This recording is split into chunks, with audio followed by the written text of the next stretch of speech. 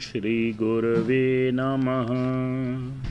ओम शांति शांति शांति। अनंत श्री स्वामी अखंडानंद जी सरस्वती महाराज जी का आनंद रत्न ग्रंथ, और इसका एक शीर्षक है वेदांत का काम। कई लोग समझते हैं कि जब प्रपंच का अत्यंत अभाव हो जाएगा तब हम ब्रह्म होंगे। जब तक प्रपंच रहेगा जब तक हम ब्रह्म नहीं होंगे। प्रपंच का तो अत्यंत अभाव होता नहीं है, अब हम ब्रह्म कैसे होंगे, ये क्वेश्चन दिया। असल में प्रपंच के मिट जाने से हम ब्रह्म नहीं हैं, प्रपंच के सत्यत्व की भ्रांति मिट जाने से हम ब्रह्म हैं।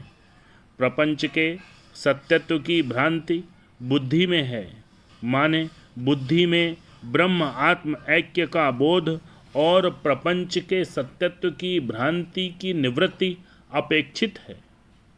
केवल बुद्धि में यह परिवर्तन अपेक्षित है। न तो प्रपंच का प्रपंचाभाव होता है और न तो ब्रह्मत्व का आविर्भाव होता है। हृदय में आत्मा के रूप में ब्रह्मत्व का आविर्भाव नहीं होता है और प्रपंच निवृत्त होकर के अत्यंत अभाव नहीं होता है। प्रपंच प्रपंच रूप में भासता रहे और आत्मा आत्मा के रूप में भासता रहे। आत्मा में परिच्छनत्व की भ्रांति को मिटाना है और प्रपंच में सत्यत्व की भ्रांति को मिटाना है। वेदांत ज्ञान बुद्धिगत हेर फेर है। ब्रह्मगत अथवा प्रपंचगत हेर फेर का नाम ब्रह्म ज्ञान नहीं है। बुद्धि ठीक हो जाने का नाम ब्रह्म ज्ञान है। वह घर में भी हो सकता है और बाहर भी हो सकता है। वह गृहस्थ में भी हो सकता है, वह सन्यासी में भी हो सकता है, वह स्त्री में भी हो सकता है, वह पुरुष में भी हो सकता है। श्री शंकराचार्य भगवान ने स्पष्ट कह दिया कि चाहे वह शूद्र हो, चाहे स्त्री, चाहे पुरुष, कोई भी हो, जिसको यह निश्चय हो गया कि मैं परिपूर्ण अविनाशी अद्वितीय ब्रह्म हूँ, उसकी आत्मा में परिच्छिन्नत्व की अत्यंत